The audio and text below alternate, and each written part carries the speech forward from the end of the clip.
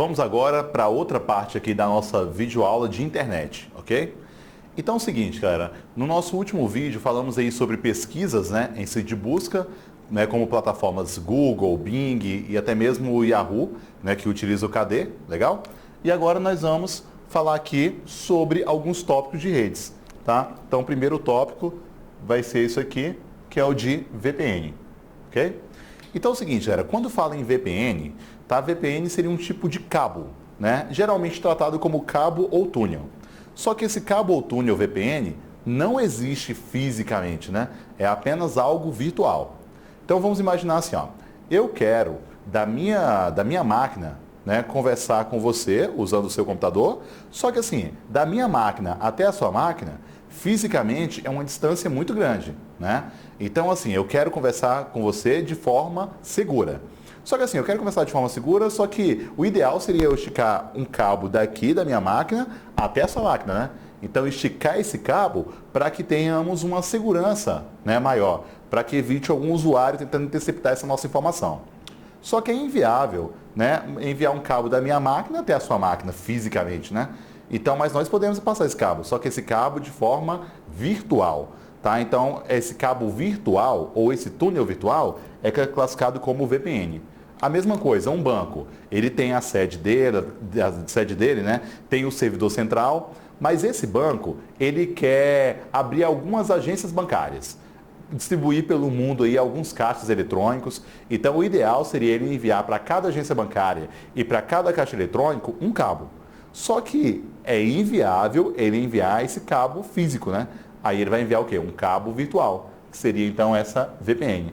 Então, VPN é um cabo ou túnel, né, que interliga um ponto ao outro, mas de forma segura, né? Tudo bem que segurança absoluta não existe em nada, né? Mas a VPN, ela utiliza criptografia. E essas chaves criptográficas, elas tentam ser bem eficientes, né, para tentar garantir a segurança, tá? Esse é o objetivo, né? Então é o seguinte, ó. Aqui tem um servidor, ele quer fazer comunicação com vários pontos, né? Com vários pontos, tá? E com outros recursos da internet. Então, aqui pode ser utilizado o VPN nessa comunicação, tá? É como foi usado também na época em que o WhatsApp funcionou aí não funcionou, né? Durante meio período aí do dia, tá? Então a galera continuava acessando o WhatsApp por meio de VPN, né? Tá? Uma rede privada. Só que assim, essa VPN não é tão confiável você usar qualquer VPN. Porque assim, quem administra a VPN, quem administra esse cabo virtual, ele consegue enxergar as informações que estão trafegando, né? Então, a partir do momento que você utiliza uma VPN qualquer, que você nem conhece a procedência, tá? Você não sabe se o usuário, administrador daquela VPN, está olhando as suas informações, né? Está capturando ali esses seus dados, ok? Então, é isso aí. Legal, galera. Então, é o seguinte, ó. Aproveitando o mesmo exemplo de VPN, VPN geralmente é utilizado como forma de você acessar uma intranet, mesmo fora da instituição. Porque é o seguinte, ó, dentro da instituição é classificado como intranet, né? E fora é extranet. Mas uma forma de você acessar fora e mesmo assim ser intranet, utilizando VPN, né? Ok? Agora sim, ó, já que eu dei o exemplo entre o meu computador e o seu computador, né? Então, o meu computador aqui comigo e o seu computador aí com você. Tá? Então, só que eu quero conversar de forma segura. Eu posso usar VPN? Posso. VPN é um canal privado, né? Então, é uma rede privada que você está criando, uma rede particular. Só que entre o meu computador e o seu computador, essa informação no meio do caminho, ela trafega por dentro de rede pública. Tá? Rede pública como assim, era? Rede pública, essas redes das operadoras Vivo, NET, Claro, são consideradas como redes públicas. Tá? Então vamos lá, então o VPN é um canal particular, mas no meio do caminho essa informação, ela pode sim trafegar dentro de rede pública, ok? Mas de forma segura, de forma criptografada. Tá? Beleza, então esse é o nosso conceito aí de VPN. Agora vamos falando aqui de DNS. Olha, DNS é um recurso que faz conversão de um nome em endereço IP, né? Ou vice-versa, de endereço IP em nome. Então, DNS é apenas um conversor, tá? E esse DNS, que é um conversor, tá? Ele converte de texto para IP ou de IP para texto, porque se não fosse DNS, tudo na rede seria localizado apenas através de números. Você enviar e-mail para alguém, número, né? tá? Você quer acessar um site, número. Na hora de tentar rastrear uma rede Wi-Fi, na hora de tentar localizar alguém no Bluetooth, tudo seria através de números. Mas tudo através de número para a gente é muito complicado, né? Ficar visualizando o número das coisas. Então, para a gente é complicado números, né? E na rede ele tem que ficar através de números, então alguém tem que entrar nesse meio de campo para facilitar o acesso, né? Ou facilitar a localização. E esse é o DNS. Então, galera, é devido ao DNS que podemos localizar um site através de texto, podemos encontrar uma rede Wi-Fi através de texto, encontrar alguém no Bluetooth, enviar mensagem de e-mail, né? Porque através de texto, para nós usuários, realmente é bem mais fácil, né? Tá? Vai ser bem mais simples. Então, esse DNS é apenas um conversor, ok? Então, é isso aí. Beleza, então esse é o nosso DNS, né? Tá? Agora, tipos de redes. Olha, tipos de redes, classificação que interessam para a gente são essas três, né? A rede local, metropolitana e também rede WAN. Galera, é o seguinte, ó, sobre rede local, né? Que é a nossa rede LAN. É a nossa menor rede, tá? Então, a nossa menor rede aqui, então seria a rede local, de até 2 km. Se eu monto uma rede aqui nessa sala, né? Se você monta uma rede em casa, então vai ser classificada como uma rede local, tá? Então, a rede local. Beleza, então essa rede local, tá? De até 2 km ali, independente da quantidade de máquinas. Então não importa se são 2 computadores, se são 250 computadores, né? Tá? Então 300 computadores, então não importa a quantidade de máquinas. Tá? O que importa realmente é a distância. Tá? Da mesma forma nessa outra rede, que é a rede metropolitana, né? Também depende da distância, tá? A rede metropolitana. Tá? Então a rede metropolitana está aqui, ó, até 80 quilômetros. Tá? Então, já que são até 80 quilômetros, então aí já envolve um espaço muito maior do que a rede local, né? Passou de 2 quilômetros até 80, metropolitana. Então, pode ser uma cidade, tá? Pode ser interligando uma cidade a outra, né? Essa rede de 80 quilômetros, tá? Então, 80 quilômetros é uma distância bem grande, galera. Tá? Então, é uma rede que já serve, sim, para interligar uma cidade a outra. Ou, de repente, toda uma cidade interligada por uma rede metropolitana, né? Tá? Olha, então até agora nós comentamos de duas, local e metropolitana, né? Então, dentro da rede metropolitana, com certeza existem várias redes locais, né? Ok? Então, rede metropolitana e dentro, então, rede local. Agora, nessa próxima, nessa WAN. Essa rede WAN é uma rede que realmente não importa a distância, como era o caso das outras, né? Porque na rede WAN, o que importa é que é uma divisão geográfica. Então, assim, a zona leste da cidade, zona norte, né? Tá, a área sul da cidade. Então, assim, essa divisão por setores é classificada como rede WAN. Não importa se é uma divisão geográfica pequena ou grande, tá? Então, vamos lá. São Paulo, zona norte de São Paulo, zona leste. Então, assim, é uma divisão geográfica cada zona dessa, né? Tá? Então, é uma divisão geográfica. Agora, vamos comparar assim com a América do Sul, Europa, Ásia, também divisão geográfica. Tá? Mas não importa se é uma pequena ou grande divisão geográfica, entra classificado como rede WAN. Tanto zona leste, né, de São Paulo, quanto também a Europa, a Ásia, a África, né? Então são consideradas também redes WANs. Tá? Legal, então esses são os nossos 3 tipos de redes. Tá?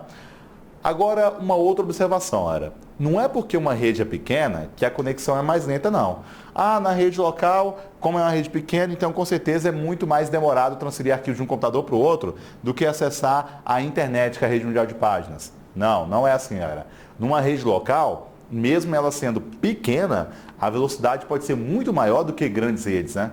Porque depende do tipo de conexão, do tipo de cabeamento que vai ser utilizado, né? Então, se eu monto uma pequena rede, mas é uma rede utilizando fibra óptica na comunicação, né? Então, nesse caso, a conexão ela normalmente vai ser bem rápida, ok? Então, é isso aí. Beleza, então essas são algumas classificações que nós temos aí, né? São os 3 tipos de redes que interessam aí pra gente, tá? Agora, nós vamos fazer o seguinte, ó. Essa aqui foi essa nossa página de redes. Vou falar sobre esse esqueminha aqui de IP versão 4 e IP versão 6, tá? Galera, aqui é o seguinte, ó, nesse desenho eu coloquei o usuário tentando acessar a internet, né? Mas o que acontece é que para o usuário, com o equipamento dele, efetuar acesso à internet, ele precisa, né, esse equipamento dele precisa estabelecer uma comunicação com o provedor, tá? Então esse provedor vai ser aqui a portaria da internet, né? Então a internet não é uma rede onde qualquer um entra, faz o que quer e depois sai sem ser rastreado, não. Então a ideia é que a internet é uma rede segura. Tudo bem que direto a gente ouve notícias aí de várias ações maliciosas que acontecem na rede e aí tem investigações e tudo, mas termina sem solução, né? E isso é muito comum, tá? Mas assim, a ideia padrão é de que tudo que você faz na rede vai ficar o seu rastro, por onde você passa, acessos que são feitos, né? Então, por onde você passa, vai acabar ficando um rastro, tá? E esse rastro é o IP, que a sua máquina está utilizando no momento, né? Então, a sua máquina, quer dizer, esse IP é um número, né, que está sendo passado para a sua máquina. Então, por onde você passa, por onde você acessa, vai ficar sempre um rastro, tá? Então, vamos lá, nesse esqueminha. O usuário, com o equipamento dele, quer efetuar acesso à internet, tá? Então, tem que saber ser comunicação com o provedor, né? Isso em qualquer conexão. Um exemplo, lá na discada, não era só pegar o cabo do telefone e plugar na máquina, não, tá? Então, o que acontecia era o seguinte, você pegava o cabo do telefone, plugava na máquina, mas tinha que instalar um programinha do provedor, né? Então, esse programinha do provedor que você utilizava, né, esse programinha do provedor era um programinha, né, que você pedia para discar e ficava esperando obter IP, né? Então, ficava esperando obter autorização para entrar na internet. Na banda larga, hoje na banda larga, né, é da mesma forma. É da mesma forma. O que acontece é o seguinte, geralmente você deixa configurado para obter IP automaticamente, né? Só de conectar ali o modem e tudo, automaticamente efetuar a conexão. Mas de qualquer forma, o procedimento é esse. Vamos lá. Para o seu equipamento acessar a internet, tá? Ele vai acabar utilizando aqui essas numerações. Um exemplo, esse número MAC, né? Ou número MAC. Então, esse aqui é um número do equipamento ou da rede, né? Como colocou aqui. Então, todo equipamento, ele vai ter o seu número, né? Tá? Todo equipamento tem um número. Tá? Então, o seu smartphone tem um número, o seu tablet, Smart TV, notebook. Então, todo equipamento tem um número dele. Da mesma forma, um modem, um roteador, né? Também vai ter o seu próprio número, tá? Agora sim, cada equipamento tem o seu próprio número. Então, esse número do seu equipamento é a identidade dele. É o chassi que ele tem, né? Então, todo equipamento vai ter o seu chassi. Todo equipamento vai ter a sua identidade, né? Mas tem um número que tem que ser liberado para a sua máquina acessar a internet. Porque na internet, né, na rede mundial de páginas, a sua máquina está sendo identificada não é pelo número dela. A sua máquina ela vai ser identificada através de um IP, esse IP lógico dinâmico, né? Que é um número que vai ser dado pelo provedor a cada acesso. Então, para a sua máquina acessar a internet, o provedor tem que autorizar. E quando o provedor autoriza, ele está liberando para a sua máquina IP lógico. Então, nesse nosso exemplo, o endereço MAC é a identidade da máquina, né? E esse IP lógico é um crachá. Então, para você, entrar nesse edifício, você precisa passar pela portaria. Na portaria, você apresenta a identidade, né? E se a portaria autorizar o seu acesso, ela te passa um crachá. Então, o crachá é a sua autorização para acessar a internet, né? Quando você vai sair do edifício, você devolve o crachá e de forma padrão você fica só com a sua identidade, né? Tá? Então é isso aí, ó. Então, para entrar no prédio, apresenta a identidade, recebe o crachá, né? Tá? Vai sair, devolve o crachá e fica só com a sua identidade. Então, fora do prédio, só a identidade. Dentro, o que importa é o crachá, né? Mas para isso você tem que passar pela portaria, que é o provedor. Então, o provedor ele vai ter esse acesso de entrada e saída de usuários, né? Ok? Aí o seguinte, ó.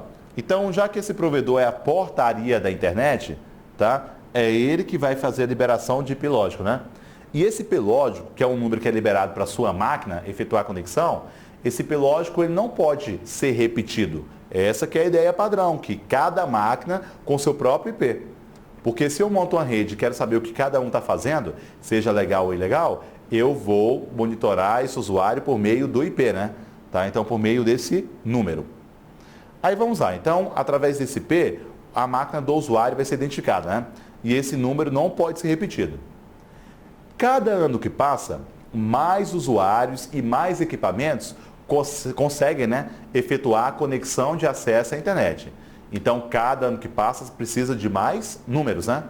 Da mesma forma que acontece com a telefonia, que vai aumentando dígitos para atender a demanda, a mesma coisa é a questão de IP.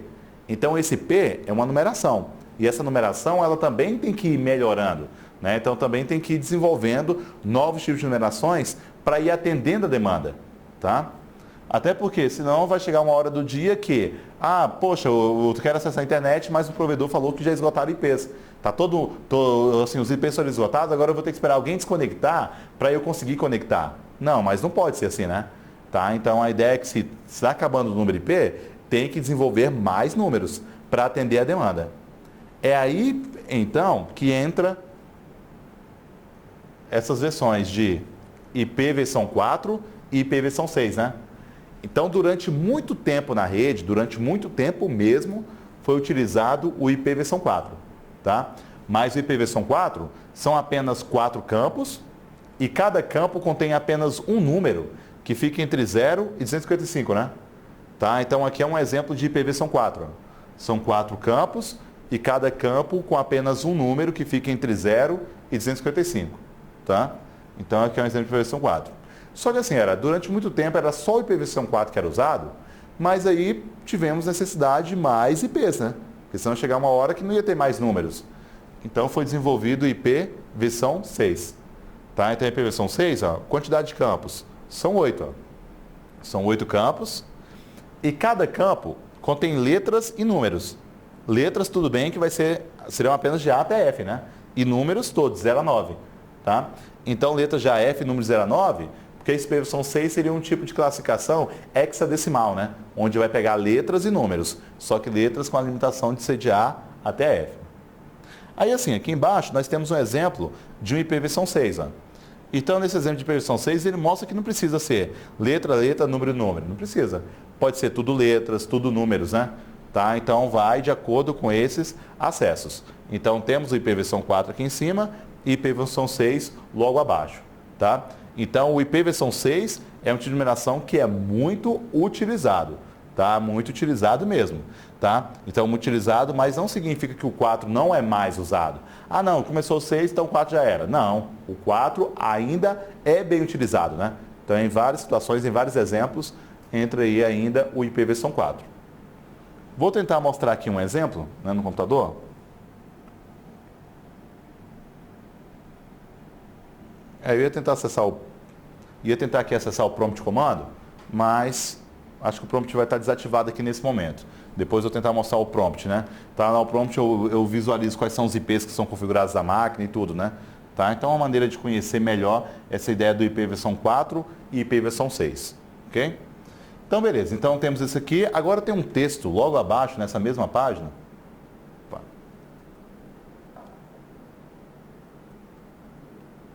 Onde no texto eu coloquei que o componente mais preeminente da internet é o protocolo de internet IP, que provê sistema de endereçamento na internet e facilita o funcionamento da internet nas redes. O IP versão 4 é a versão inicial usada na primeira geração da internet atual e ainda está em uso dominante. Ele foi projetado para endereçar mais de 4,3 bilhões de computadores com acesso à internet. No entanto, o crescimento explosivo da internet levou à exaustão de endereço IP versão 4. E uma nova versão de protocolo foi desenvolvida, denominada IP versão 6. Então aqui ele mostrou que o IP versão 4 ainda é bem utilizado, tá? Então ele não foi descartado devido ao uso do 6, né? Ok? Então é isso aí. Legal, então essa é a questão de IPs, né? Aí assim, eu comentei de IPs aqui para ficar mais fácil entender protocolos, tá? Galera, é o seguinte, essa questão de protocolos. Existem duas ações na rede, tá? Duas ações. As duas ações que existem na rede são as ações de download e upload. Vamos lá. Então, existem duas ações na rede. São as ações de download e upload. Aí o seguinte, nessas ações de download e upload, download é receber informações, né? Então, download vai ser esse recebimento de dados, enquanto upload vai ser o envio, tudo bem? Então, temos o download como recebimento, upload como envio. Mas assim, seja no download ou upload, nós temos que ter uma visão, assim, uma ideia de que tudo trafega em pedaços, tudo. Tá? Então, você pede para abrir um site, para esse site sair lá do servidor dele e chegar na sua máquina, ele não vem inteiro, ele vem em pedaços, né? Ele vem em pacotes. Tá? Você quer enviar informação, não vai inteira, vai em pacotes. Então, nas ações de download e upload, tudo trafega em pacotes, né? Tudo trafega em pedaços, tá? Agora, uma outra ideia também. É muito comum ele fazer uma certa analogia entre tráfego de dados e tráfego de veículos, né? Porque, de certa forma, é a mesma coisa, bem parecido, né? Então, um exemplo, no trânsito normal de veículos, tem os horários de pico. Na rede também tem os horários de pico, tá? Os horários onde a rede é mais congestionada, né? Tá? Então, assim, tem os horários de pico, tem essa questão de congestionamento, né? Então, congestionar quando várias pessoas tentam buscar o mesmo ponto ao mesmo tempo, tá? Então, assim, essa analogia entre tráfego de dados e tráfego de trânsito de veículos realmente vai ser bem parecida, né? Tá? Legal. Outra observação, vamos ver onde que entra protocolos aqui, né? Lembrando que download é recebimento de dados, upload é envio, né? No download, galera, alguém tem que trazer esses dados, né? No upload, alguém tem que enviar. E quem vai trazer informações ou quem vai enviar informações são os protocolos, tá? Então, essa que é a função dos protocolos, trazer informações ou enviar informações, tá? Então, ó, os protocolos, eles são os mesmos em qualquer equipamento e qualquer sistema, né? Não tem esse negócio de falar assim, ah, não, esses protocolos aqui são do Windows porque no Linux são outros. Ah, esse aqui é na internet porque na intranet são outros. Ah, esse aqui é no computador porque no notebook são outros, no tablet são outros. Não. Galera, então protocolos são os mesmos em qualquer equipamento, qualquer sistema, qualquer rede. Então os protocolos são os mesmos, tá? Legal, então tem essa ideia de protocolos. E aí, para ficar bem claro essa questão desses protocolos aqui, para ficar bem claro essa questão de tipos, de protocolos e tudo, tem esse esqueminha aqui embaixo, ó, que eu coloquei para vocês, né? Deixa eu até dar uma ampliada aqui.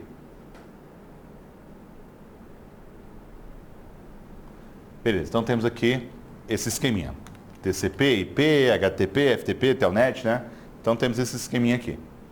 Aí é o seguinte, cara, no TCP, alguém tem que desagrupar e alguém tem que agrupar, né? Então o TCP desagrupa e agrupa. E temos do outro lado o IP que direciona, tá? O IP que direciona. Vamos pegar o seguinte exemplo.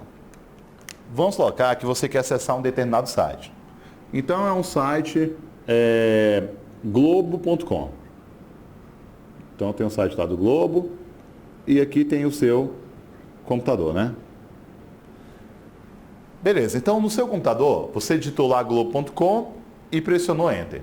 Quando você digita lá globo.com e pressiona Enter, tá? Nesse momento você está pedindo, né, para uma cópia do site sair lá do servidor dele, que você não quer nem saber em qual local do mundo que está esse servidor, né? Tá? Então você quer que nesse momento saia uma cópia do site lá do servidor dele e venha para a sua máquina, né? É isso que você está pedindo quando pede para acessar um site, né? Você está pedindo para uma cópia do site sair do servidor e chegar na sua máquina. Mas assim, lembrando, para uma cópia desse site sair lá do servidor dele e chegar no seu computador, esse site, ele vai vir inteiro ou não? Não, né? Ele vai vir em pacotes, né? Ele vai vir em pedaços. Então, para esse site sair de lá e chegar na sua máquina, o primeiro protocolo que vai pegar nele aqui é o TCP, ó. Porque o TCP é um protocolo que controla a transmissão, né? Tá? Então, aqui ele mostrou que desagrupa e agrupa. Então, para esse site, ó, para uma cópia do site sair lá do servidor dele e chegar na sua máquina, o TCP vai pegar a cópia do site e vai desagrupar, né? Quando esses pacotes começam a chegar no seu computador, alguém tem que juntar novamente. E quem vai juntar novamente? O mesmo TCP. Ó. Então, o TCP desagrupou e quando chegou aqui ele agrupou, né? Porque você quer visualizar inteiro. Tá? Então, o TCP desagrupa e agrupa. Mas assim, para a informação, para esse conteúdo, né, para esses pacotes, sair lá do servidor dele e chegar exatamente na sua máquina, tá? Exatamente na sua máquina, tem que seguir o endereço, né? E qual é o endereço que vai seguir? Vai seguir o endereço IP. Por isso que a sua máquina precisa obter IP para acessar a internet. Então, obter IP ou obter um endereço momentâneo para que estabeleça ali uma comunicação, né? Então, para acessar esse site aqui na sua máquina, uma cópia dele, já foram usados aqui TCP e IP. Então, TCP para desagrupar e agrupar e o IP para direcionar, que é o caminho, né? Mas tem uma coisa, nem TCP nem IP, eles querem carregar esse conteúdo. E para essa informação sair de lá e chegar exatamente na sua máquina, alguém precisa carregar, né? Tá? Esses pacotes. Então, como alguém precisa carregar, aí que vai entrar, no caso, o HTTP. Porque o HTTP, ele vai chegar aqui e vai falar, olha, eu estou vendo que vocês estão querendo carregar pacotes de site, com página web, né? E a minha função é ser um protocolo de transferência de hipertexto. Então essa é a minha função. Como ninguém quer carregar, então eu vou chegar aqui e vou carregar. Tá? Então beleza, então o HTTP ele comentou que vai carregar. Ó, já vimos que o TCP desagrupa e agrupa e o IP direciona, né? O HTTP ele vai chegar para carregar, mas ele não sabe qual é o caminho. Ele sabe que tem que pegar a informação de lá e no destino levar. Mas ele não sabe o caminho até chegar nesse IP, né? Por isso que ele tem que seguir quem? Seguir o IP.